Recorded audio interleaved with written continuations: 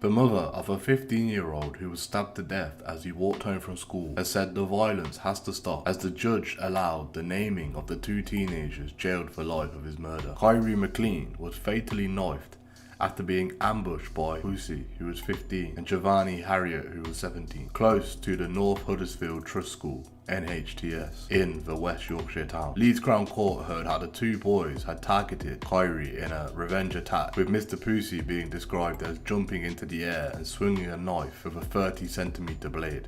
The incident, which was captured on CCTV, was said to have been provoked by Kyrie, sharing a video on social media after Harriet's mother had a window broken on her house. On the 23rd of September, the pair waited for Kyrie in an alleyway wearing balaclavas and carrying knives as he walked home with friends. John Sandiford, KC, prosecuting, said they charged towards him aggressively and Mr. Pussy stabbed Kyrie through the chest with what proved to be a fatal blow as it went through his ribs and penetrated one of his lungs and heart. Pussy was sentenced to a minimum term of 16 years for his murder, while Mr. Harriet will serve at least 18 years before being considered for release. The younger defendant had already pleaded guilty to murder, while Mr. Harriet denied murder but was found guilty after a trial earlier that year. In the victim impact statement read to the court, Kyrie's mother, Charlie McLean, said, "I asked myself, what has this achieved? What has my son died for? Nobody has won in this situation. I've lost a child and other parents have lost two sons who have committed this offence. This violence has to stop. Carrying weapons has to stop. I've lost my son and I would not wish this on anyone else." Miss McLean said the boys who attacked her son were cowards, saying he was not given an opportunity to run or defend himself. He was helpless. The fear he went through when realising he had been stabbed and was bleeding to death will stay with me forever. Family and friends of Kyrie sat in the jury box for the sentencing hearing, wearing matching t-shirts featuring his picture. Pre-sentence report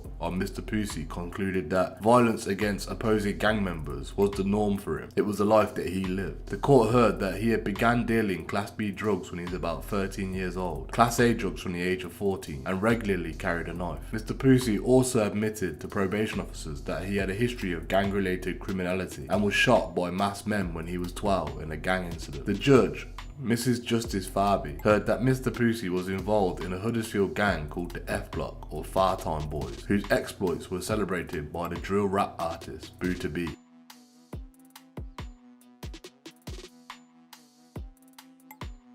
Carlisle Knifeman was jailed for terrifying threats in a burglary. A knifeman who threatened a woman after breaking into her home in a burglary has been jailed. Stuart Brown left his victim terrified as she woke up to find him in her bedroom, Cumbria police said before taking her phone in Carlisle. At Carlisle Crown Court, Mr. Brown, who was 27, formerly of Estdale Avenue, was jailed for 6 years for aggravated burglary. He received a further 9-month sentence for possessing a bladed article in a public place. Mr. Brown previously admitted to both offences, which took place in June 2019. Court heard how the victim woke to find Mr. Brown in her room wearing a face covering before fleeing. Shortly after, Mr. Brown was identified by the woman from his voice and clothing. After sentencing, Detective Constable Dawn Grant said, "Waking to find a man in your house armed with a knife with his face covered must have been a very terrifying experience. The police and the courts take such offending extremely seriously, particularly when there is a presence of a knife. This is reflected in the sentence handed down by the courts today. There was no excuse for anyone to walk the streets with a knife," adding, "Doing so puts people at a significant risk of serious injury or death, including the person carrying the knife."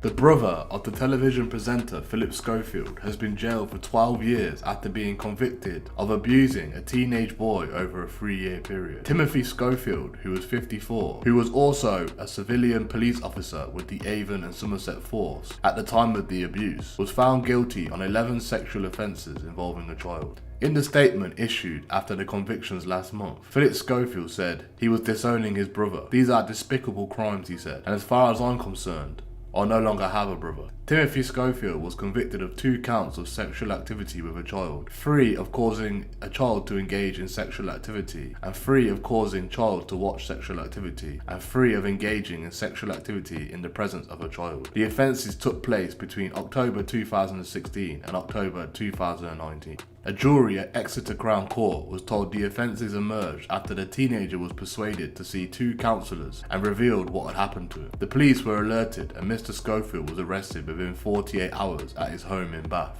Giving evidence, the teenager told the court he'd felt emotionally blackmailed by Mr. Schofield. He said he could not escape from what was happening, though he knew it was weird and wrong, and he said he had been forced into doing it. Asked when he believed when the alleged offending started, he said, "I would say that I was around 13 years old." Mr. Schofield told the jury he watched pornography with the boy, who insisted he was aged over 16 at the time, and that they had masturbated while sat apart. Robin Shallard, prosecuting, told the jury this was a teenager who was criminally abused when he was 13, 14 and 15, and it is something that only came to an end when he was sure enough to deal with it. Mr. Schofield was based at Avon and Somerset Police Headquarters in Portsheath and was suspended from duty in December 2021 when the allegations were first made. Following his convictions, a misconduct hearing was chaired by the Assistant Chief Constable Will White and he was dismissed without notice. Mr. White said, "Timothy Schofield's position as a member of the police organisation makes his responsibility all the greater in terms of his offending behaviour.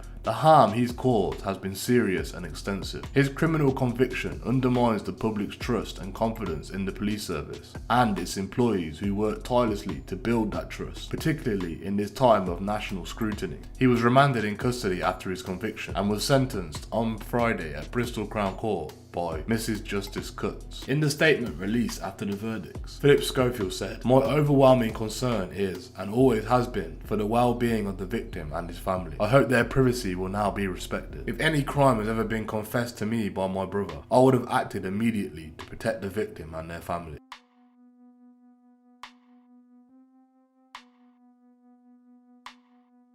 Politicians have called for the privately run prison to be brought under government control after a regional newspaper published an expose in the conditions in there. Manchester Evening News published a series of reports on the Sodexo-run Forest Bank in Salford, including a claim from an anonymous prison officer that prisoners are able to do almost anything they want because the staff either don't care, aren't experienced enough, or just simply want an easy life. Among the claims made by the paper were that drugs were rife, the brewing of hooch is widespread, and violence is commonplace, and prisoners run the wings. It is also alleged that staff feel unsafe, that a lone prison officer can be left to guard 100 plus inmates, and that staff buy their own uniforms from Marks and Spencer and Asda because not enough is provided for them. In response, Paul Dennett, the Salford City Mayor, and Rebecca Long Bailey, MP for Salford and X, wrote to the Ministry of Justice calling for it to cancel its contract with Sodexo to run the prison and to bring it back under state control. Both politicians are Labour, and Long Bailey is a long-standing critic of the prison privatisation. They said in their joint letter, "We are writing to request the urgent investigation into these reports of mismanagement, with the resultant report to be made publicly available. Further, if the recent reports are indeed confirmed by your investigation, then it would, in our view, be prudent for the prison to be brought under government control with immediate effect."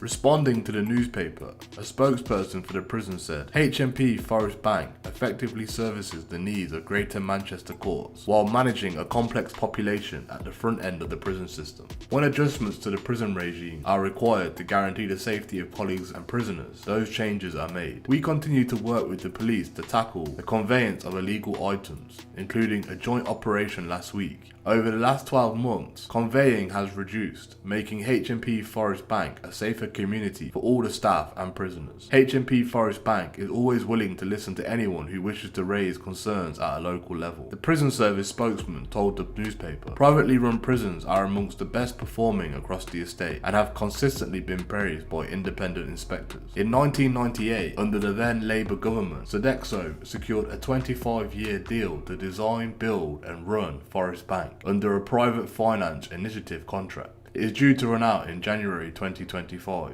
and the government has not decided yet whether to extend it. Sodexo, a French-based catering and facilities management group, has this year become the UK's biggest operator of private prisons, with 7 in total, having taken over the contracts to run Loudon Grange, formerly held by Serco, and Alt Course, formerly held by G4S.